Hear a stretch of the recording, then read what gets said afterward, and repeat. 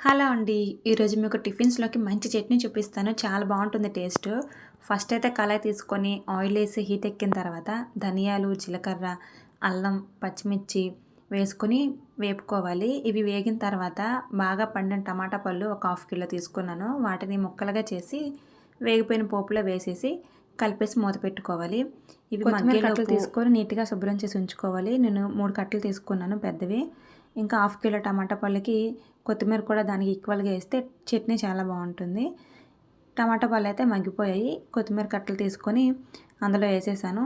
ఇది కూడా బాగా కలిపేసి కొద్దిసేపు మూత పెట్టేస్తే చట్నీకి చల్లారిన తర్వాత మిక్సీ యేసుకుంటే చట్నీ రెడీ అయిపోతుంది. ఇంకా టమాటా పళ్ళు, కొత్తిమీర బాగా వేగిపోయాయి.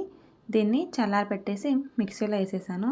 సాల్ట్ ఏసుకొని తిరిగి పోపు పెట్టుకుంటే చట్నీ అయితే రెడీ అయిపోతుంది. రైస్‌లోకి, రోటీలోకి, దోసలోకి చాలా బావుంటుంది చట్నీ టేస్టు. ఇంకా నా వీడియో మీకు నచ్చినట్టయితే లైక్ చేయండి, షేర్ చేయండి, సబ్స్క్రైబ్ చేయండి. మరిన్ని వీడియోస్ కోసం మన ఛానల్‌ని సపోర్ట్ చేయండి. Thank you for watching.